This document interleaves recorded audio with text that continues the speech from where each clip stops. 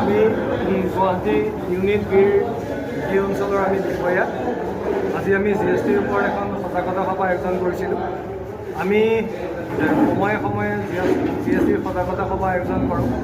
GSTনো কি, কেনেকৈনো টেক্স দিব লাগে, সময়মতে টেক্স নিদিলে কেনেকৈ টেক্স পেনাল্টি ইণ্টাৰেষ্ট অবাবতে ডিলাৰসকলে ভৰিব লগা হয়, সেই বিষয়ে আমি আজি ডিলাৰসকলক টেক্স পেয়াৰসকলক আহি অৱগত কৰিলোঁ আৰু পুংখানুপুংখভাৱে সকলো নিয়ম তেওঁলোকে বুজাই গ'লোঁ, যাতে অদূৰ ভৱিষ্যতে তেওঁলোকে GST দিয়াৰ ক্ষেত্ৰত তেওঁলোকে যাতে অসুবিধাৰ সৃষ্টি নকৰে।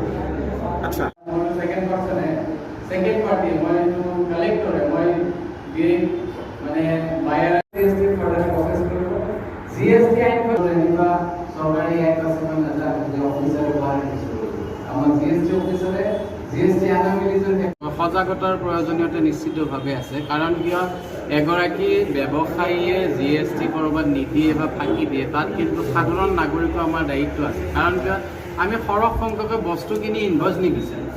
মই নাগৰিকসকলকো আহ্বান জনাইছোঁ যে যিহেতুকে বস্তু এটা কিনিছোঁ, মই পাৰ্চেছ কৰিছোঁ দোকান এখনৰ পৰা মোৰ পইচা দি, আৰু সেই পইচাটোত মই কিনা সেই ভেলুটো GST ইনক্লুড হৈ আছে। গতিকে সকলোৱে ইনভইচ বিচাৰিব লাগে। 200 টকাৰ ওপৰত যে আমি পাৰ্চেছ কৰোঁ কিনো ইনভইচ বিচাৰিব লাগে। কাৰণ কি মানুহজনে বা দোকানীটোৱে ইনভইচ দিবলৈ বাধ্য তেওঁ, যিহেতুকে তেওঁ লৈছে।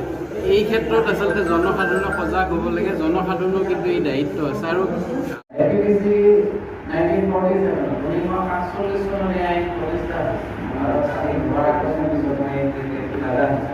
1947 Assam Professional Trade College and Employment Taxation Act